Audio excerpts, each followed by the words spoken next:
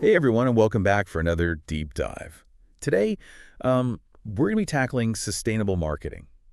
We've got a ton of research articles, Okay. case studies to dig into, so we can really understand what it's all about, Sounds good. beyond just the slogans and the greenwashing. Yeah, it's a really fascinating area. It really represents a change in how companies think about their role in the world and their impact. Okay, so let's just start with a simple question. What is sustainable marketing? I feel like I always hear the terms green marketing and sustainable marketing used interchangeably, but I'm guessing there's a difference. Yeah, there is. You're right. Think of it this way. Green marketing is kind of like highlighting the eco-friendly features of a product. Like if a car company is boasting about their electric vehicles or whatever. Sustainable marketing takes a much broader view. It considers the environmental and social and economic impacts of a company's entire operation, like from sourcing materials to how they treat their employees and everything in between. So it's less about just promoting a green image and more about an actual fundamental shift in how a company does business. Exactly. A good example is Starbucks. They have the reusable cups and they talk about sustainable coffee farming, which is green marketing. But they're also investing in renewable energy and tackling waste reduction in their stores, and even addressing climate change through their sourcing practices. That's sustainable marketing in action. Yeah, it makes you wonder, is this shift towards sustainable marketing happening because companies genuinely want to do the right thing? Or is it driven by consumer demand? Well, one of our sources, a Nielsen survey, found that 73% of global consumers are actually willing to change their consumption habits to be more environmentally friendly. Wow, 73%. That's a pretty clear signal that consumer values are changing. Yeah, it really is. And consumers today are much more informed and empowered than ever before. They have access to tons of information about a company's practices, and they're using their wallets to vote for brands that align with their values. Which makes sense. It's not just about companies wanting to be good. It's also about staying competitive and meeting the expectations of their customers. Speaking of which, do you find yourself thinking about sustainability when you're shopping? Oh, yeah, definitely. It's become a factor in my decision making, especially when it comes to things like clothing and food. Totally, me too. Yeah. Trying to be more conscious of where things are coming from and how they're made. Yeah. Okay, so we've established that consumers care about sustainability, and companies are starting to catch on. But what does sustainable marketing actually look like in practice? What are the guiding principles? One of our sources outlines 8 core principles that really form the foundation of sustainable marketing. And they're not just some abstract ideas, they have real implications for how businesses operate and market themselves. 8 principles, huh? Mhm. All right, give me the rundown. I'm seeing things like customer centricity and environmental stewardship here. Okay. What else? Yeah, well, customer centricity in sustainable marketing is really interesting because it takes on a new dimension. It's not just about meeting immediate needs, it's about ensuring that those needs are met without compromising the well being of future generations. So it's about thinking long term and making choices that benefit both the customer and the planet. Thinking about the life cycle perspective of a product. What about environmental stewardship? Is that just about using recycled materials? It's much broader than that. It's about minimizing a company's entire environmental footprint, from the raw materials they source to how they manufacture and distribute their products. So taking responsibility for that entire chain of events. And what about social responsibility? Does that just mean treating your employees fairly? Well, that's a big part of it. But it goes beyond that. It's also about ensuring fair labor practices throughout the supply chain, supporting local communities, and promoting ethical sourcing. So it's about recognizing that a company's actions have ripple effects that extend far beyond its own walls. This is getting really interesting. I'm starting to see how these principles all connect. What are some of the other ones? We also have long-term orientation, which challenges the short-term profit focus that dominates so many businesses. It's about prioritizing long-term sustainability and brand equity over those quick wins. I like that. Thinking about the bigger picture. What's next? The next principle is transparency and authenticity. No more vague claims or greenwashing. Consumers today can see right through that. This principle is about being open and honest with your customers about your environmental and social impacts, showing them the good, the bad, and what you're doing to improve. That's so important because without transparency, it's impossible to build trust. Speaking of which, are there any brands that you see really doing a good job with this transparency piece? Yeah, there are a few that come to mind. Patagonia, for example, is known for being very open about their supply chain and their environmental initiatives, even highlighting the challenges they face. Okay, that's interesting. So we've covered 5 principles. Customer centricity, environmental stewardship, social responsibility, long-term orientation, and transparency. What are the last three? Well, next we have innovation for sustainability. It's not just about reducing harm, it's about actively seeking new solutions, whether that's developing new eco-friendly products or even completely rethinking business models to be more sustainable. So it's about embracing change and seeing sustainability as an opportunity, not just a constraint. What about the seventh principle? That would be collaboration. It recognizes that no single company can solve these complex sustainability challenges on their own. It's about working with suppliers, customers, governments, even competitors to create a more sustainable future. That's a powerful idea, that we're all in this together. Exactly. And finally, we have the life cycle perspective, which we touched on earlier. It's about considering the entire journey of a product, from raw materials to end-of-life disposal. It challenges us to think about how we can create a circular economy, where products are designed for reuse, recycling, and minimal waste. That makes a lot of sense. Yeah. We have to stop thinking in a linear way and start thinking in cycles. Precisely. Okay, this is a lot to digest. 8 principles, each one with its own nuances and implications. I'm curious, for you as a consumer, which of these principles resonates with you the most? For me, it's probably transparency and authenticity. I really want to support brands that are upfront about their practices and willing to be held accountable. I think that's a big one for a lot of people these days. Oh. No one wants to feel like they're being tricked or misled. Exactly. Okay, so we've talked about the principles that guide sustainable marketing. But how do these principles actually translate into real-world marketing strategies? I'm seeing something here about the 4 Ps of sustainable marketing. Is this like a new spin on the traditional marketing mix? Yeah, you got it. The traditional 4 Ps, product, price, place, promotion, have been adapted to reflect a more sustainable approach. Okay, so walk me through these new Ps. What's the first one? The first one is perspectives of customers, which emphasizes understanding and meeting the needs of consumers who are actively seeking out sustainable options. This might involve sustainable messaging or brand partnerships that align with those values, or even green events and charitable giving that appeal to a conscious consumer. This is about aligning your brand with the values of your target audience, especially those who prioritize sustainability. What's the next P? Next, we have pervasive, which highlights how sustainability needs to be woven into every fiber of a company's operations, not just a marketing add-on. We're talking about sustainable sourcing, employee involvement in sustainability initiatives, even like digitalizing processes to reduce paper waste. So it's about walking the walk, not just talking the talk. It has to be part of the company's DNA. What about the third P? The third P is positive purpose, which might seem self-explanatory, but it's powerful. It means a company has a clear reason for existing beyond just profit. They have a positive impact they're striving for in the world. I like that. It's like a company's purpose becomes the driving force behind its sustainability efforts. It's not just a checklist, it's about something deeper. What's the final P? That would be profit behind value. This challenges the idea that sustainability has to be a financial drain. It recognizes that true profit comes from creating genuine value for customers, employees, the community, and the planet. So it's a win-win situation. Sustainability and profitability don't have to be at odds with each other. Exactly. Okay, I like these new 4 Ps. It feels like a more holistic and thoughtful approach to marketing. What resonates with you the most about this framework? I'm particularly drawn to the pervasive aspect. It really emphasizes that sustainability can't be compartmentalized.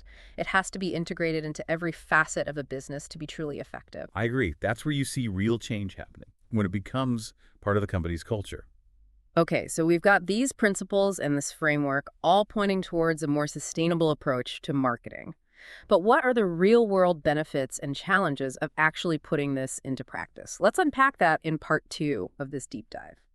All right, so we've laid the groundwork. We understand what sustainable marketing is and the principles that drive it. But now let's get down to brass tacks. What are the real-world benefits and challenges for companies trying to make this shift? Yeah, that's a key question. And our sources offer some interesting insights. Let's start with the potential upsides. One of the most significant benefits is increased brand loyalty. Consumers today, as we discussed, are increasingly drawn to brands that share their values.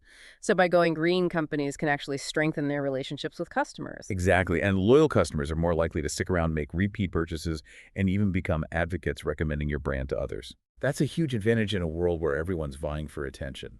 It's like building a community around your brand united by shared values. It is, and it goes hand in hand with another benefit. Competitive advantage in a crowded market. Sustainability can be a powerful differentiator. It's like that old saying, do good and do well. But I'm also seeing in our notes that sustainable marketing can lead to cost savings. How does that work? Isn't it usually more expensive to do things the eco-friendly way? Well, while some initiatives may require upfront investments, many sustainable practices actually lead to long-term cost reductions.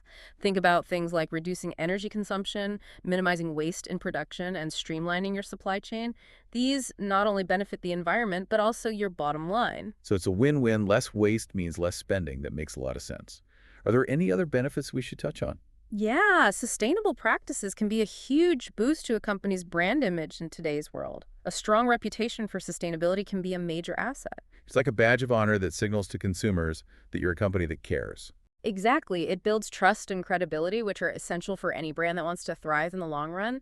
But let's not sugarcoat things. There are real challenges to implementing sustainable marketing. I bet. What are some of the biggest hurdles? Well, greenwashing is a major one. We touched on this earlier, but it bears repeating. It's when companies make exaggerated or even false claims about their sustainability practices, and it really undermines consumer trust. It's like that Aesop's fable Hmm. about the boy who cried wolf. If companies keep making empty promises, eventually people will stop believing them altogether. That's a great analogy. And then there's the challenge of cost, especially for smaller businesses. Implementing some of these practices can require significant upfront investments, whether it's sourcing sustainable materials or adopting new technologies. It makes you wonder, is it even possible for smaller businesses to compete in this space? Or is sustainable marketing only for big corporations with deep pockets? That's a valid concern. And then there's the challenge of consumer behavior. Even though people are increasingly interested in sustainability, it doesn't always translate into their purchasing decisions. So it's like there's a gap between intention and action. Yeah. People say they care about sustainability, but then go for the cheaper or more convenient option. It happens all the time. So companies need to find ways to make sustainable choices easier and more appealing to consumers. Maybe that's competitive pricing, highlighting convenience, or better education about the benefits of choosing sustainable products. It's like we need a complete mindset shift, not just in the corporate world, but also in how we as consumers approach our purchases. Are there any other challenges we should be aware of? Another big one is the difficulty of measuring and reporting sustainability. There are so many different metrics and frameworks out there, it can be difficult to track progress in a way that is meaningful and comparable. And without a clear way to measure impact, how can companies demonstrate the value of their efforts or even be held accountable? Exactly. That's why it's so important for companies to adopt robust sustainability reporting standards and be transparent about their data. So it's not just about doing the right thing, it's also about proving that you're doing it. Transparency and accountability are key. Right, and let's not forget about the complexity of the supply chain. Ensuring that every link in the chain is sustainable can be a massive undertaking, especially for companies with global operations. That sounds incredibly difficult. It's like trying to herd cats. It can be, but prioritizing transparency and collaboration with suppliers is crucial. It's about working together to create a more sustainable system from start to finish. Exactly, and then there's the challenge of standardization, or rather, the lack thereof. There's no universally accepted definition of what sustainable marketing really means, which can create confusion for companies and consumers alike. So it's a bit of a Wild West out there. With everyone using different terms and metrics, it makes it hard to know who to trust. Exactly. This lack of standardization makes it easier for companies to engage in greenwashing or make misleading claims. Consumers need clear and consistent information to make informed choices. All right, we've covered a lot of ground here, from the inspiring potential to the very real hurdles. But how do we move beyond theory and see how sustainable marketing is playing out in the real world? That's where case studies come in handy. They give us a chance to see these principles in action and learn from both successes and challenges. And luckily, our sources provide a great example. Procter Gamble, or P&G, as most people know them. P&G, the consumer goods giant, what are they doing in the sustainable marketing arena? They've actually been recognized as a leader in this space, implementing a wide range of strategies across their many brands. One of their major focuses is sustainable product innovation, developing products that are better for the environment from the start. So it's not just about making their existing products greener, it's about coming up with new solutions that are inherently sustainable. What are some examples of that? One example is their Tide cold water detergent, which is designed to clean effectively in cold water, helping consumers save energy and reduce their carbon footprint. I've seen ads for that. It's a clever approach, taking a familiar product and making it more sustainable without sacrificing performance. What else are they doing? They've also been pushing energy efficiency in many of their other products, from appliances to personal care items. They're investing in designs that use less energy during use, which benefits both the environment and the consumer's wallet. Those are great examples of how sustainability can be seamlessly integrated into existing product lines. But what about packaging? I know that's a huge environmental issue. P&G has made some bold commitments there. They're aiming for 100% recyclable or reusable packaging by 2030, and they're already making progress. Brands like Ariel and Pantene are developing packaging made from recycled materials, reducing their reliance on virgin plastic. I've definitely noticed more products with the made with recycled materials label lately. It's good to see these initiatives moving beyond just pilot programs. They are, and they're also working towards zero waste to landfill in their manufacturing sites. One really innovative example is how they're converting waste from shampoo production into bricks, a great example of upcycling. That's amazing. It's like they're closing the loop and turning waste into a valuable resource. What about their supply chain? That seems like a huge area to tackle, especially for a company as large and global as P&G. You're right, it's a massive undertaking, but P&G is taking it seriously. They prioritize suppliers who meet their environmental and social responsibility standards, and they conduct regular reviews to ensure compliance. That's so important because as we discussed earlier, one weak link in the chain can undermine the whole system.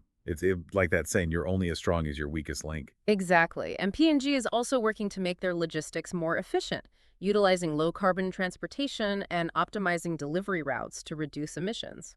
So it's about minimizing their environmental impact every step of the way, from sourcing to delivery. But are they doing anything to engage consumers directly on sustainability? Absolutely. They're not just focused on behind-the-scenes changes. P&G actively engages with consumers through community programs and educational campaigns. They participate in water conservation campaigns, recycling initiatives, and other programs that get people involved in sustainable practices. That's a great way to bring it to life and show people that they can make a difference. Exactly, and their Everyday Effect campaign is a good example. It highlights how small, sustainable actions can have a big collective impact. I've seen that campaign. It's about empowering people to make those small changes that add up over time. Right, and finally, P&G is committed to transparency and reporting. They regularly publish sustainability reports detailing their progress and goals, holding themselves accountable. So they're not just saying they're doing good, they're showing the receipts. It sounds like P&G is really walking the walk when it comes to sustainable marketing. They are, and they've seen some positive results from these efforts. All right, let's get to the bottom line. Are these initiatives actually making a difference for P&G beyond just the feel-good factor? Their commitment to sustainability has significantly enhanced their brand image. Consumers view them as more responsible and trustworthy. That's valuable in today's world where consumers are increasingly skeptical of corporate claims. It is, and it's translated into increased consumer loyalty. People are more likely to choose P&G brands knowing the company is making a genuine effort to do the right thing. It makes you wonder, do you think consumers are actively choosing P&G brands because of their sustainability efforts? Or is it more of a subconscious influence? That's a great question. It's probably a bit of both. Some consumers are actively seeking out sustainable brands, while others may be subconsciously influenced by a company's reputation for sustainability. But either way, it's a positive outcome for P&G. It makes sense, and it shows that doing good can actually be good for business. Are there any other positive outcomes? Yes, their focus on sustainability has also opened up new market opportunities for P&G as consumer demand for sustainable products continues to grow. They're well positioned to capitalize on that trend. So it's not just about doing the right thing. It's about anticipating future trends and creating products that people will want to buy. It seems like they're on the right track. What else has P&G gained from these efforts? Their sustainability initiatives have also led to significant cost savings by reducing waste, optimizing their supply chain, and increasing energy efficiency. They've saved a substantial amount of money. That's a powerful example of how sustainability can be a smart business decision, not just an ethical one. It's a win-win for the company and the planet. It is, and their proactive approach to sustainability has also helped them stay ahead of the regulatory curve as governments around the world implement stricter environmental regulations. P&G is well prepared to meet those requirements. So they're mitigating risk and avoiding potential penalties down the line. Smart move. It is, and finally, their focus on sustainability has fostered a culture of innovation within the company. So it's not just about changing their practices, it's about changing their mindset.